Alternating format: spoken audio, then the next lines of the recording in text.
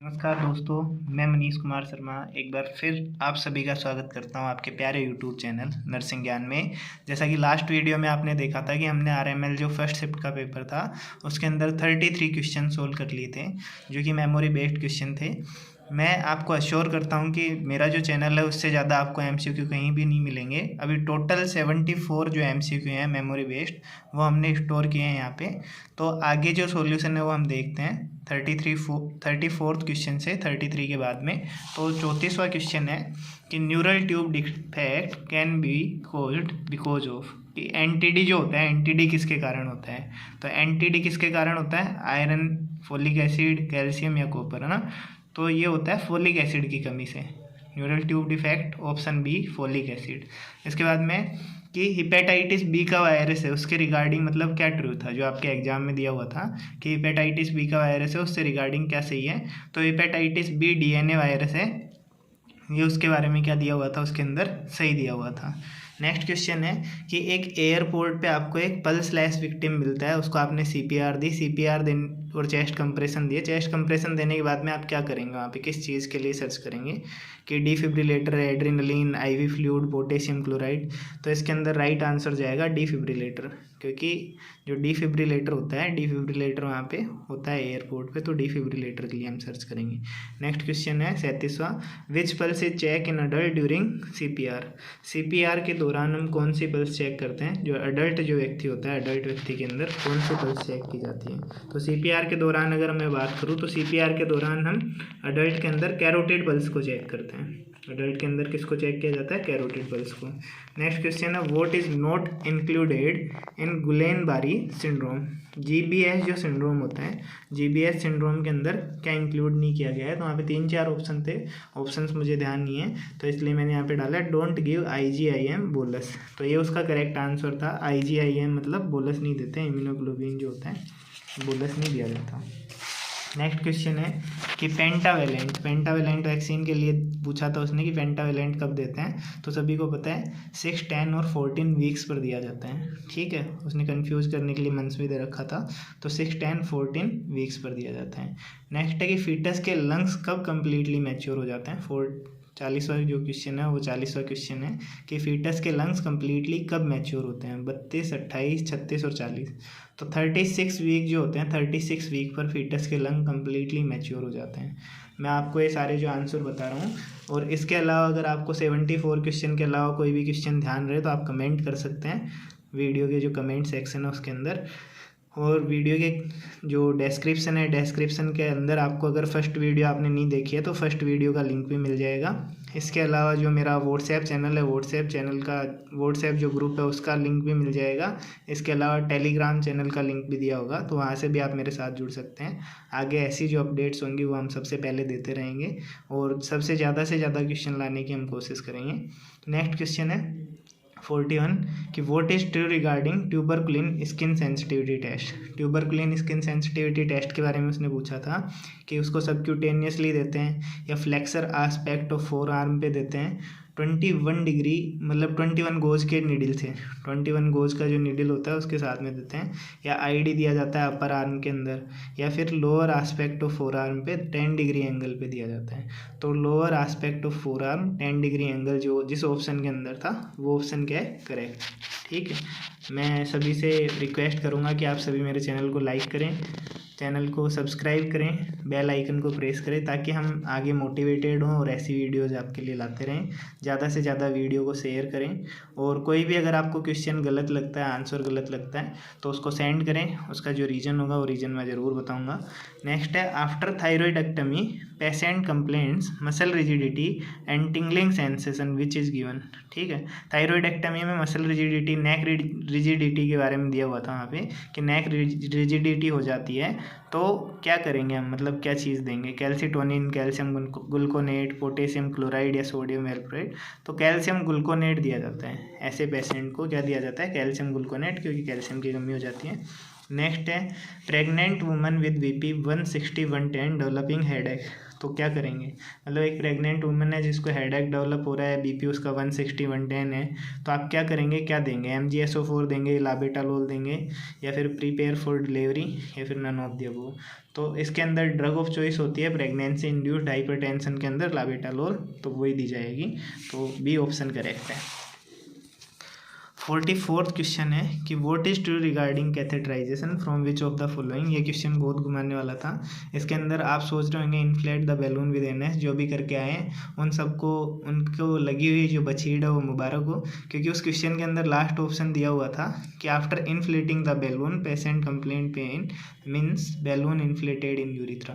तो उसको अगर किसी ने ढंग से पढ़ा होगा तो उसका आंसर यही है कि अगर आप मतलब कैथेटर को इंसर्ट किया आपने और इंसर्ट करने के बाद में आपने बैलून को इन्फ्लेट किया और पेशेंट पेन की कंप्लेंट कर रहा है, इसका मतलब है कि वो यूरिथ्रा के अंदर है, अंदर नहीं गया है, मतलब ठीक है, यूरिनरी ब्लेडर के अंदर नहीं गया है। तो ये ऑप्शन क्या था, करेक्ट था। उसके अंदर ल्यूब्रिकेट द होल कैथेटर भी दिया हुआ था, तो ये ऑप्शन भी गलत था। कई लोगों ने balloon inflate the balloon with NS किया है, तो NS से कभी भी इन्फ्लेट नहीं करते हैं, क्योंकि नॉर्मल सलाइन जो होता है उसके अंदर सोडियम होता है, उसके साथ रिएक्शन करके बैलून जो होता है वो क्या हो जाता है, श्रिंक हो जाता है, और उसके अंदर से पानी वानी निकलने के चांसेस होते हैं। जो NS आपने डाला वो लीक कर जाता है और डिस्लॉज हो जाता है जो कैथेटर है, इसलिए NS नहीं डाला जाता है। उसके अंदर डिस्टिल वाटर डालते हैं, हॉस्पिटल के अंदर करते होंगे, लेकिन वो गलत क्या है, गलत मतलब एथिक्स के अंदर नहीं है, गलत चीज़ है वो। डिस्टिल वाटर से इन्फ्लेट किया जाता है कैथेटर को। Next, which statement is not correct about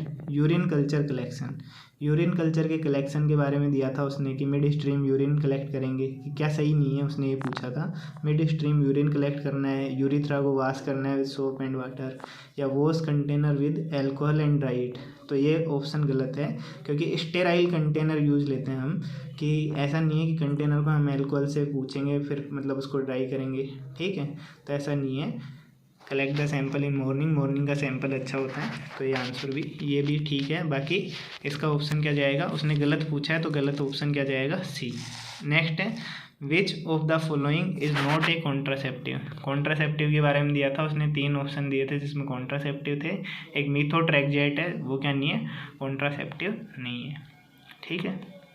इसके बाद में नेक्स्ट है after ECT before providing food patient should be checked for, तो उसने गैग रिफ्लेक्स के बारे में दिया था, चेक फॉर गैग रिफ्लेक्स, तो उसका आंसर वही जाएगा। ऑप्शन मुझे ध्यान नहीं है तो यहाँ पे डाले नहीं है। Isolation is not required from the following, मतलब इन बीमारियों में से किस बीमारी में आइसोलेशन नहीं चाहिए होता है, मीजल्स, मलेरिया, TB। तो मलेरिया जो डिजीज़ होती है, मलेरिया नॉन कम्युनिकेबल डिजीज़ है, तो इसके अंदर आइसोलेशन नहीं चाहिए होता है। नेक्स्ट देखते हैं potassium chloride is given. Potassium chloride को कैसे देना होता है कि डायरेक्टली दे सकते हैं हम, बोलस मतलब डायरेक्ट बोलस डोज दे सकते हैं, या फिर डाइल्यूट करके देना होता है उसको NS के साथ में। तो उसके अंदर ऑप्शन जो डाइल्यूशन वाला जो ऑप्शन था वो ऑप्शन करेक्ट जाएगा। डाइल्यूट करके देते हैं हम पोटेशियम क्लोराइड को, डायरेक्ट दे देंगे तो पेशेंट की डेथ भी हो सकती है, डायरेक्ट नहीं दिया जाता है। Paranoid patient should be given. Paranoid जो पेशेंट होता है, पैरानोइड पेशेंट को आप क्या देंगे, बिहेवियर थेरेपी देंगे। उसके अंदर बिहेवियर थेरेपी था एक ऑप्शन, तो बिहेवियर थेरेपी उसका आंसर क्या जाएगा, करेक्ट जाएगा। इसके बाद में एक क्वेश्चन था, a patient complaining fever from last 2 days और dark urine vote is suspected for. 3-4 option थे, ऑप्शन ध्यान नहीं है इसलिए यहाँ पे भी सीधा डाला है, मलेरिया आएगा उसके अंदर, ठीक है। नेक्स्ट है patient with meningitis found lab value, कि मेनिंजाइटिस का पेशेंट है उसको लैब वैल्यू में क्या मतलब बढ़ा हुआ मिलेगा, तो उसके अंदर ऑप्शन थे अलग अलग, तो इसके अंदर लिम्फोसाइट बढ़े हुए देखने को मिलेंगे। मेनिंजाइटिस वाला जो पेशेंट है उसको CSF के अंदर लिम्फोसाइट इंक्रीज देखने को मिलेगा। नेक्स्ट है which is not included in cytopathology, इसके अंदर भी 3-4 ऑप्शन दिए हुए थे, तो फ्रोजन ब्रेस्ट टिश्यू सैंपल आएगा उसके अंदर, ठीक है। नेक्स्ट है RBS कर रहे हैं किसी का 462 mg/dl है, तो उसको किसके लिए चेक कर रहे हैं हम, यूरिन फॉर कीटोन्स, उसके अंदर ऑप्शन में दिया हुआ था यूरिन फॉर कीटोन्स, तो वो ऑप्शन आएगा। नेक्स्ट है best socio economic indicator of health, ठीक है, IMR, MMR, लाइफ एक्सपेक्टेंसी और नन ऑफ द अबव, तो इसके अंदर ऑप्शन जाएगा IMR, ठीक है। लाइफ एक्सपेक्टेंसी नहीं जाएगा, टारगेट हाई में भी क्वेश्चन दिया हुआ है IMR, ठीक है। बेस्ट सोशियो इकोनॉमिक इंडिकेटर क्या होता है, इन्फेंट मोर्टेलिटी रेट। नेक्स्ट है which gas have highest affinity to bind with haemoglobin, कि इनमें से कौन सी गैस है जो हीमोग्लोबिन के साथ हाईएस्ट एफिनिटी रखती है बाइंड करने की, तो इसके अंदर आएगा कार्बन मोनोऑक्साइड। ठीक है, ऑक्सीजन के 4 मॉलिक्यूल बाइंड हो सकते हैं, carbon monoxide 100 time more affinity रखती है ऑक्सीजन से। ठीक है, तो हाईएस्ट एफिनिटी किसकी आएगी, कार्बन मोनोऑक्साइड की। After birth neonate receives immunity, ये भी एक मतलब क्वेश्चन था, घुमा फिरा के दिया था उसने। तो मदर से इम्यूनिटी लेता रहता है बच्चा 3 महीने तक। ठीक है, उसका आंसर इस तरीके से जाएगा। नेक्स्ट है neonate developing RDS, what are the sign of RDS, कि एक नियोनेट है जिसको कि आरडीएस हो गया है, तो आरडीएस में कौन सा साइन होगा, ग्रंटिंग एंड चेस्ट रिट्रैक्शन दिया था उसने, तो ये ऑप्शन सही है। डाउन सिंड्रोम के बारे में पूछा था, तो सभी को पता है ट्राइजोमी 21 डाउन सिंड्रोम होता है, ट्राइजोमी 21 की वजह से। नेक्स्ट उसने एक क्वेश्चन दिया था, highest amount of protein found in, 3-4 option दिए थे अलग अलग कि प्रोटीन सबसे ज़्यादा किस में पाया जाता है इनमें से, तो उन 4 ऑप्शंस के अंदर से सोयाबीन जो है, सोयाबीन करेक्ट आंसर था। नेक्स्ट है instruction for umbilical cord care, umbilical cord care के बारे में पूछा था उसने कि अल्कोहल अप्लाई करना है या क्या करना है, वेट रखना है, इस तरीके से मतलब 3-4 ऑप्शन दिए थे। तो उस पर जो ऑप्शन था डोंट अप्लाई एनीथिंग और कैप ड्राई, तो वो ऑप्शन उसका क्या जाएगा, करेक्ट जाएगा। Oxytocin stored in labour room at, तो ये क्वेश्चन मैं आप सभी से पूछना चाहूँगा, आप सभी इसके बारे में कमेंट करके बताएं, मुझे थोड़ा सा इसमें डाउट लग रहा है। Cells of labour room, deep freeze, refrigerator, तो इसमें कई लोगों ने रेफ्रिजरेटर भी बता रखा है, कई जगह पे मैंने देखा।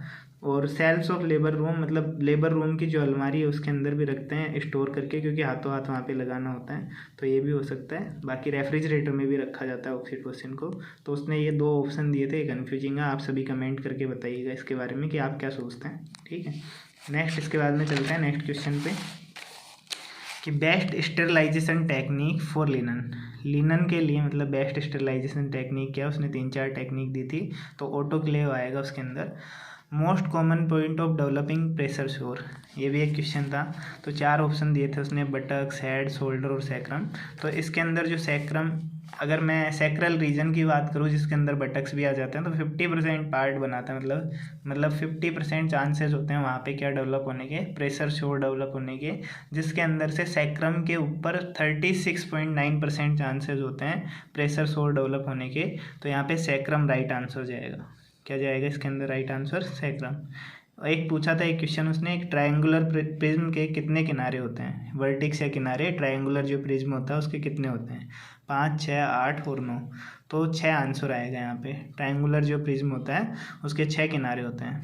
नेक्स्ट पूछा था वर्ल्ड हेल्थ डे 2022 की थीम पूछी थी उसने, over planet over health option के अंदर दिया हुआ था, तो वो करेक्ट आंसर है। नेक्स्ट है A/B बराबर 2/3 और B/C बराबर 5/8, तो ABC का योग 98 है, तो B क्या होगा।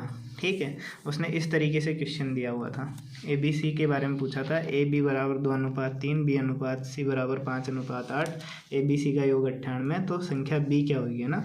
तो इसके अंदर ऑप्शन से हम इसका आंसर निकाल सकते हैं। अगर मैं बात करूँ तो देखिएगा किस तरीके से निकाल सकते हैं। उसने क्या दिया है, A/B दिया है 2/3, A/B बराबर 2/3 दिया है, B/C बराबर दिया उसने 5/8। ठीक है, इसके अलावा उसने पूछा है कि B क्या होगा, टोटल 98 दिया है। ठीक है, तो अगर मैं मान लूँ कि B बराबर कितना है ऑप्शन के अकॉर्डिंग, ऑप्शन थे वहाँ पे B बराबर 30 है। ठीक है, तो A कितना हो गया 20/30, 2/3 एक ही बात है ना। B का मान हमने कितना मान लिया, 30 मान लिया, तो A का मान कितना हो गया 20 हो गया। ठीक है, अब यहाँ पे दूसरी इक्वेशन के अंदर अगर हम देखें 5/8, ठीक है, तो इसको 30 करने के लिए कितने से गुणा करना पड़ेगा, 6 से, इसको 8 को भी 6 से, तो ये 30 हो गया और ये 48 हो गया। ठीक है, तो B का मान कितना 30, यहाँ पे 48, अगर तीनों को मैं जोड़ूँ 20, 30, 50 प्लस 48, तो टोटल कितना हो गया 98, तो टोटल 98, तो B का मान कितना होगा 30, तो करेक्ट आंसर यहाँ पे क्या होगा 30, करेक्ट आंसर क्या होगा यहाँ पे 30 होगा। ठीक है, इसके बाद में अगर हम बात करें कि संख्या 252 का अभाज्य गुणनखंड क्या है, तो उसने दिए हुए थे ऐसे टुकड़े किए हुए थे, तो LCM HCF जैसे हम निकालते हैं तो उस तरीके से ही आएगा इसके अंदर। अगर 2 को 2 से गुणा किया जाए 2 दूनी 4, 4 3 12, 12 3 36 और 36 को 7 से गुणा करेंगे तो 252 आ जाएगा, तो इसका करेक्ट आंसर क्या होगा ए।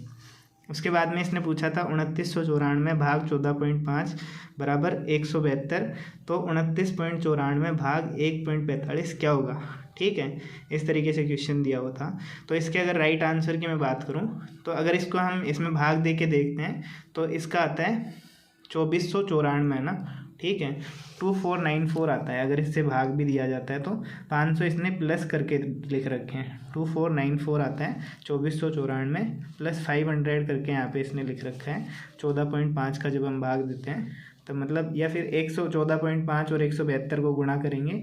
172 को जब हम गुणा करेंगे तो कितना आएगा, 2494 आएगा प्लस 500 करके इसने लिखा हुआ है, इतना आता है। ठीक है, तो यहाँ पे हम देखें 29.94 भाग 1.45, जब इनको गुणा किया जाता है, इसको मतलब अगर हम 17.2 को गुणा करते हैं 1.45 से, तब जाके क्या आता है 24.94, इस तरीके से आंसर आता है। तो इसका आंसर 17.2 जाएगा।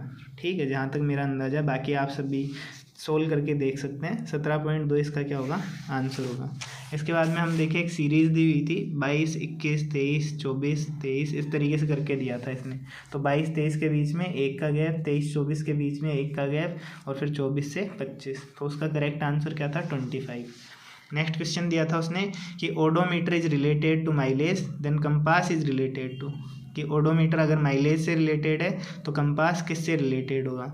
तो कंपास किससे रिलेटेड होगा, कंपास डायरेक्शन से रिलेटेड होगा। ठीक है, कंपास किससे रिलेटेड होगा, डायरेक्शन से। देखिए 71 क्वेश्चन हो चुके हैं, मैक्सिमम क्वेश्चन है मेरे पास 74। इसके अलावा अगर आप सभी के पास कोई क्वेश्चन हो, आपको जो क्वेश्चन इसमें नहीं मिला हो, अगर आपको ध्यान हो तो आप कमेंट कर सकते हैं वीडियो के कमेंट सेक्शन में, और मैं आप सभी के लिए ऐसी वीडियोज़ लाता रहूँगा। ठीक है, और आप सभी को मैं यही कहूँगा कि मैं खुद जैसे शायरी वगैरह भी लिखता रहता हूँ, मेरे सोर्स में मिल जाएगी, कि कठिन है मंजिल को पाना, कोशिश अभी जारी है, करते रहो मेहनत अभी, क्योंकि मंजिल को पाना अभी बाकी है। तो आप सभी को ये कहूँगा कि अगर जब तक मंजिल नहीं मिल जाए, SGPGI आ रही है, SGPGI की तैयारी करिए, और भी राजस्थान CHO है उसकी तैयारी करते रहिए, तो आपको मंजिल ज़रूर ही मिल जाएगी। आप सभी को मेरी यही विशेष है कि आप सभी जल्दी से जल्दी गवर्नमेंट ऑफिसर, गवर्नमेंट जॉब लग जाएं। अगर आप CHO है तो आपको सेंट्रल मिल जाए, और आपको अगर राजस्थान CHO जो आपका एम है वो आप अचीव करें जल्दी से जल्दी। और मेरा जो चैनल है उसको प्रमोट करने में हेल्प करें, मैं आगे ऐसी वीडियोज़ लेके आता रहूँगा, क्योंकि सबसे ज़्यादा क्वेश्चन सेकंड शिफ्ट के अगर कहीं पे मिलेंगे आपको तो यहीं पे मिलेंगे, इसके अलावा आपको कहीं पे भी नहीं मिलेंगे। 74 क्वेश्चन मेमोरी बेस्ड और एकदम एक्यूरेट, और भी लोगों ने क्वेश्चन डाले होंगे लेकिन एक्यूरेट नहीं डाले होंगे। ठीक है, नेक्स्ट है एक दिया हुआ था 72 में TEF UGS है ना, तो इस तरीके से करके दिया हुआ था। अगर हम इनके बीच में गैप देखें तो +1 का गैप है, इनके बीच में अगर हम देखें तो +2 का गैप है। ठीक है, TEF और UGS में आप सोल्व करके देख सकते हैं। इसका आंसर है जो VIJ आएगा। ठीक है, +1 और +2 करेंगे तो VIJ इसका आंसर आएगा। नेक्स्ट है किसी व्यक्ति ने एक पेंट खरीदी, उसकी कीमत शर्ट की कीमत से 50% अधिक है, तो शर्ट की कीमत पेंट की कीमत से कितना % कम है। ये क्वेश्चन मुझे गलत लगा, और बाकी आप सभी कमेंट करके बता सकते हैं। B 33.33 आएगा इसका जो आंसर, मतलब आंसर हो सकता है 33.33, लेकिन अगर मैं बात करूं तो इसका 50% आना चाहिए आंसर मेरे हिसाब से। बाकी जो मैथ के ज्ञाता होंगे, जिनको बहुत ज़्यादा आता होगा, वो बता सकते हैं कि क्या है इसका मतलब आंसर, करेक्ट आंसर क्या हो सकता है। और फर्स्ट जो मतलब मैंने पेपर सोल्व करवाया था उसमें मैंने बताया था कि फिजियोलॉजी ऑफ वजाइना, तो उसके अंदर बैक्टीरियल वजाइनोसिस, और एक क्वेश्चन था वो गलत टाइप हो गया था, मिस वर्ल्ड पूछा था उसने, कि मिस वर्ल्ड मतलब मिस यूनिवर्स पूछा था उसने कि मिस यूनिवर्स कौन नहीं है ना, तो मिस यूनिवर्स ऐश्वर्या राय नहीं है उसके अंदर से। मिस यूनिवर्स के बारे में पूछा था, ऐश्वर्या राय। नेक्स्ट है इसके बाद में 74 और लास्ट क्वेश्चन जो मेरे पास है, which one is the different from following, है ना। उसने वायलिन या पियानो दिया था, उसके बाद में गिटार, फ्लूट और सेलो। ठीक है, तो अगर इन तीनों की बात करें, वायलिन, पियानो, गिटार और सेलो की, तो ये तीनों बजाए जाते हैं मतलब हाथ से, और फ्लूट जो होती है वो मुंह से मतलब फूंक मार के और फिर बजाई जाती है, तो फ्लूट डिफरेंट होगा। यहाँ पे आंसर क्या आएगा, फ्लूट आएगा। तो मैं आशा करता हूँ कि आप सभी को वीडियो अच्छी लगी होगी। अच्छी लगी हो तो लाइक करें, वीडियो को ज़्यादा से ज़्यादा शेयर करें, सब्सक्राइब करें, बेल आइकन को प्रेस करें और चैनल को आगे प्रमोट करने में हेल्प करें। आपको जो लिंक है, लिंक डिस्क्रिप्शन में मिल जाएंगे। फर्स्ट वीडियो का लिंक भी मिल जाएगा, इसके अलावा टेलीग्राम चैनल का लिंक भी मिल जाएगा, व्हाट्सएप ग्रुप का लिंक भी मिल जाएगा। ज़्यादा से ज़्यादा आप वहाँ पे आके ऐड हो सकते हैं। धन्यवाद।